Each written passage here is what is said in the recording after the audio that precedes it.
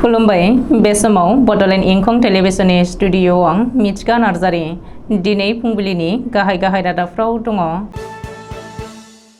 BTR हाग्रा बिफाननि EM Ranjit बसुमतारीजों थिसनजानाय सार्भिस प्रभाइडार एनजिअनि मावथिफोरनि फारसे बनसु आरो आटसुआ गोख्रों दाबि खालामदों।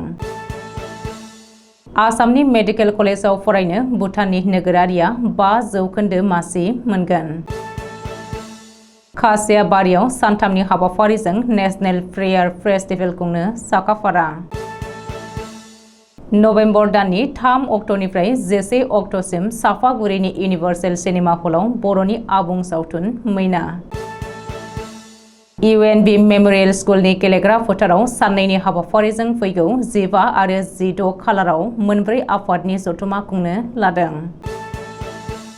सालबारि जिल्ला BPF दोलोनि खौरां मेल।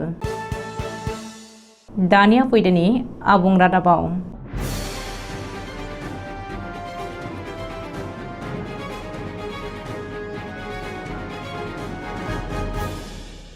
इएम रनजित बसुमतारीजों दाजानाय सार्भिस प्रभाइडार एनजिअनि माखासे सोद्रोमाफोरा रुनिकाटा हाग्रा खोन्दो मख'नि बेन्दोंआव थानाय गोबोरखि दाउजें गन्थं हाग्रा ओनसोलनिफ्राय आयेन बेरेखायै गं-10 ट्रेक्टरजों दंफां लाबोनाय जाथायनि सायाव गोख्रों राहा लानायजों लोगोसे बे जाथायजों लोब्बा थानाय साफ्रोमखौबो आयेननि गेजेरजों साजा होनांगौ होननानै दाबि खालामदों बनसु आरो आटसुआ।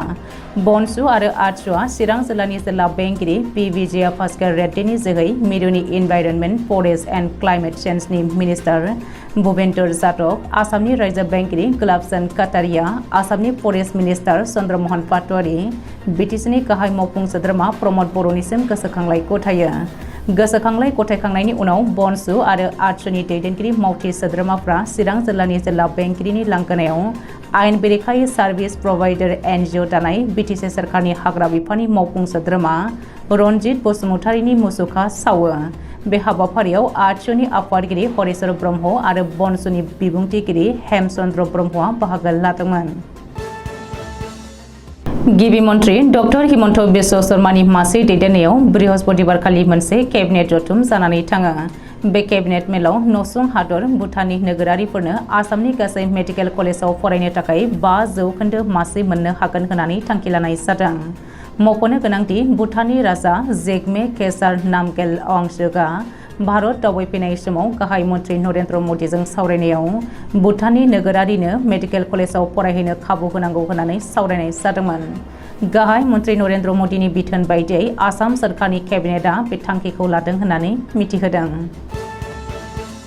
क'क्राझार जिल्ला गसाइगाव महकुमानि सिङाव थानाय खासियाबारि आर'नाइ क्लाबनि गेलेग्रा फोथाराव सानथामनि थाखाय नेशनेल प्रेयार फेस्टिभेल खुंनो थाखाय साखाफारा जादों। फैगौ 1, 8 आरो 9 नभेम्बर 2023 खालारखालि जागोन बे नेशनेल प्रेयार फेस्टिभेला। खुंजानो गोनां बे हाबाफारियाव आलासि महरै बाहागो लाफैगोन एपस्टल रमान हान्सा। आथिखालाव खुंफुं आफादा बे हाबाफारियाव बयखौबो लैहोर फैनानै बाहागो लानानै मेहेरगोनां खालामफैनो थाखाय खावलायहरदों। गोजोन बर' लिरनाय आरो महर फिल्म प्रडाक्शनजों दिहुनजानाय मैना आबुं बर' सावथुनखौ गोबां रायजो राजाफोरा अनसायनाय आरो नाजावनायखौ नुनो मोन्दों। महर फिल्म प्रडाक्शनजों दिहुनजानाय बे मैना आबुं बर' सावथुनाव गुबैयै फाव खालामदों बर'नि मुंदांखा आरो गागि आर्टिस्ट फारियै सुराजित देउरि, मनालिसा हाज'वारि, रिंकुमनि बिरसिं, मालायस्रि आरो गोबां मुंदांखा फावगिरिफोरा।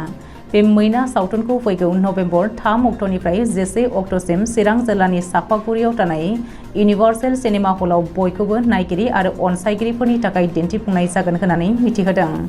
गोसो गुदुं नायगिरिफ्रा गिबि दिन्थिफुंनाय सम बेलासिनि 2 रिंगा आरो 5:15 रिंगायाव जागोन। गोसो गुदुं नायगिरिफ्रा टिकेटखौ अनलाइन आरो अफलाइनावबो मोननो हागोन।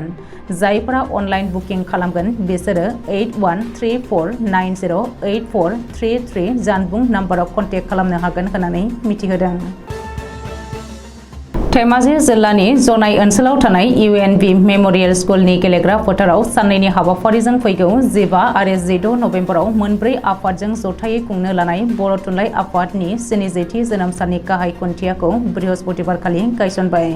बे हाबाफारियाव मिरु खौसेथि बर' सुबुं आफादनि आफादगिरि मनरन्जन बसुमतारीया गाहाय आलासि महरै बाहागो लादोंमोन। धेमाजि जिल्ला जनाय हालामनि गंसेल' UNP बर' मेम'रियेल स्कुलनि गेलेग्रा फोथाराव साननैनि हाबाफारिजों खुंफुंनो लानाय 40थि बर' थुनलाइ आफादनि जोनोम सानखौ फैबाय थानाय 15 आरो 16 नभेम्बर साननैनि हाबाफारिजों खुंफुंगोनखौ लोब्बा लाखिनानै जनाय जिल्ला बर' थुनलाइ आफाद, जनाय गुदि बर' थुनलाइ आफाद, जनाय दख'रा दुलाराय बर' फरायसा आफाद आरो जनाय दख'रा दुलाराय बर' आइजो अनसाय आफाद मोनब्रै आफादनि बानजायनायाव जनाय जिल्ला बर' थुनलाइ आफादनि 38थि बोसोरसालिया जथुमा, जनाय गुदि बर' थुनलाइ आफादनि 39थि बोसोरसालिया जथुमा, जनाय दख'रा दुलाराय बर' फरायसा आफादनि 25थि बोसोरसालिया जथुमा, जनाय दख'रा दुलाराय बर' फरायसा आफादनि 25थि बोसोरसालिया जथुमा, जनाय दख'रा दुलाराय बर' आइजो अनसाय आफादनि 21थि बोसोरसालिया जथुमा खुंगोनखौ लोब्बा लाखिनानै बृहस्पतिबारखालि गोथार सानाव मोनसे मेहेरगोनाङै लाइ खुन्थिया गायसननाय हाबाफारि लायो। जनाय जिल्ला बर' थुनलाइ आफाद, जनाय गुदि बर' थुनलाइ आफाद, जनाय दख'रा दुलाराय बर' फरायसा आफाद आरो जनाय दख'रा दुलाराय बर' आइजो अनसाय आफादजों खुंजानो गोनां 40थि बर' थुनलाइ आफादनि जोनोम सान फैबाय थानाय 15 आरो 16 नभेम्बर साननैनि हाबाफारिजों खुंफुंनो गोनां हाबाफारिनि गाहाय खुन्थियाखौ बृहस्पतिबारखालि मिरि खौसेथि बर' सुबुं आफादनि आफादगिरि मनरन्जन बसुमतारिया गिबि गायसननानै होबाय।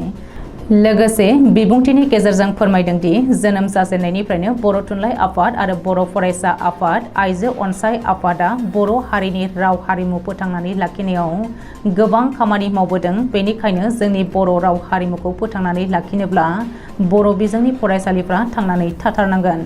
बे हाबाफारियाव बिथांजों लोगोसे मोनब्रै आफादनि आफादगिरि नेहाथारि मावथिफारिया बानजाय आफाद जथायै बाहागो लादोंमोन। गावखौनो मिरु एसामिस सेल BPF दोलोनि गाहाय नेहाथारि होननानै बुंनानै लानाय शरद पाठकनि हेंथायै खेंफोरथि होनानै सालबारि जिल्ला कमिटि BPF दोलोआ खौरांगिरि मेल खुंदों। दिनैसिम BPF दोलोनि एसामिस सेल एबा गांखं दानाय जायाखै। नाथाय आथिखालाव शरद पाठकआ गावखौनो BPF दोलोनि एसामिस सेलनि हेंथायै बुंनानै लाना बांसावनाया जोबोद लाजिनांथाव। अदेबानि सिगाङाव BPF दोलोआव दंमोनब्लाबो शरद पाठकआ जेबो बिबान गैयामोन होननानै फोरमायदों। बुधबारखालि खौरां मेल लानानै शरद पाठकआ BPF दोलोनि मिरु एसामिस BPF दोलोनि गाहाय नेहाथारि होननानै गावखौनो बुंनायनि सायाव बृहस्पतिबारखालि खेंफोरथि होदों सालबारि जिल्ला BPFनि दैदेनगिरि आफादगिरि फणीन्द्र ब्रह्मआ। बुधबारखालि शरद पाठकआ खौरांगिरि मेलनि गेजेरजों फोरमायदोंमोन दि गावसोरनाव अना बर' एसामिस सेल दंमोन होननानै बुंदों आरो माखासे अजद खालामनानै BPF दोलोखौ मोजां नङा आरो आं दिनै BPF दोलोनिफ्राय ओंखारबाय एबा गारबाय होननानै खौरां मेल होदोंमोन।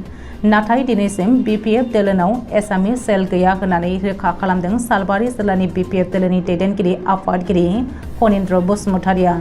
बेनि थाखाय खौरां मेलनि गेजेरजों नंखाय फोसावनायनि थाखाय शरद पाठकनि सायाव बाहाबारि आउटपस्ट थानायाव FIR होनाय जाबाय होननानै मिथिहोबावदों।